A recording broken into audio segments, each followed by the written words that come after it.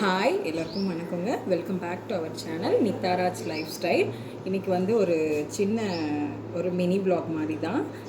நான் வந்து வில்லேஜ் ஸ்டைலில் அவரைக்கொட்டை குழம்பு எப்படி செய்கிறது அப்படின்னு சொல்லிட்டு இந்த வீடியோவில் போட்டிருக்கேன். வாங்க வீடியோக்குள்ளே போகலாம். ஃபஸ்ட்டு வந்து நீங்கள் அவரைக்கொட்டையை எடுத்துக்கிட்டு நல்லா வந்து ரோஸ்ட் பண்ணிக்கோங்க.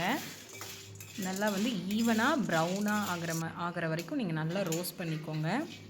ஸோ இந்த அளவுக்கு வந்துடணும்.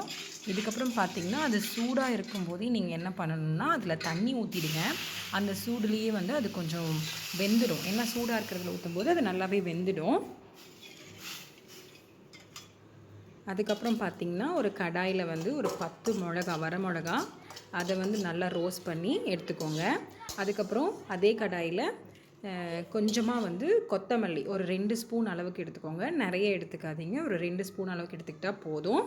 நீங்கள் வந்து அதை ரோஸ்ட் பண்ணிக்கோங்க. ரோஸ்ட் பண்ணிவிட்டு ரெண்டுத்தையும் சேர்த்து கிரைண்ட் பண்ணி எடுத்துக்கோங்க. அப்புறம் பார்த்திங்கன்னா ஒரு 5 நல்லா பழுத்த தக்காளியாக பார்த்து எடுத்துக்கோங்க.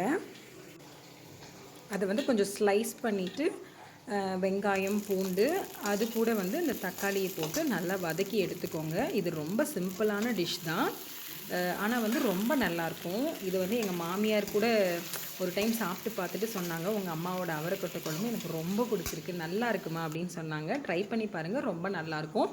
வதக்கிட்டு அதில் ஒரு 1/2 லெமன் சைஸுக்கு புளி போட்டுக்கோங்க. அவ்வளோதான். இது கூட வந்து சாம்பார் பொடி மட்டும் போடுவோம், வேறு எதுவும் போட மாட்டோம்.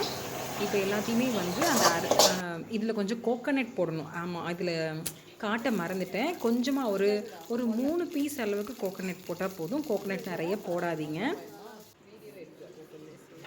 அப்புறம் ஆயில் போட்டுட்டு கடுகு, கடலைப்பருப்பெல்லாம் போட்டு தாளிச்சிட்டு நீங்கள் அரைச்சி வச்ச அந்த பேஸ்ட்டை போட்டு கொஞ்சம் நேரம் நல்லா வதக்கிடுங்க.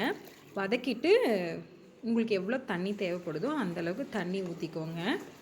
அவ்வளோதான். ரொம்ப சிம்பிளான டேஸ்டியான டிஷ் தான் இது. ட்ரை பண்ணி பாருங்கள், ரொம்ப நல்லாயிருக்கும். என்கிட்ட வந்து கருவேப்பிலை இல்லை, அதனால் போடலை. அதெல்லாம் போட்டோம்னா இன்னும் கொஞ்சம் கலர்ஃபுல்லாக இருக்கும். இது கூட வந்து நீங்கள் தண்ணி ஊற்றி வச்சுருந்தீங்க இல்லையா, அந்த அவரைக்கொட்டையை போட்டு கொஞ்சம் நேரம் வந்து கொதிக்க விட்டுடுங்க. ஸோ இந்த ஸ்டேஜில் நீங்கள் சாம்பார் பொடி மட்டும் போட்டுக்கோங்க, வேறு எதுவுமே போட தேவையில்லை. ஒரு லிட்டு போட்டு கொஞ்சம் நேரம் கொதிக்க வச்சிட்டிங்கன்னா அந்த அவரைக்கொட்டை வெந்துருச்சுன்னா அவ்வளோதான், குழம்பு ரெடி. அவ்வளோதான்.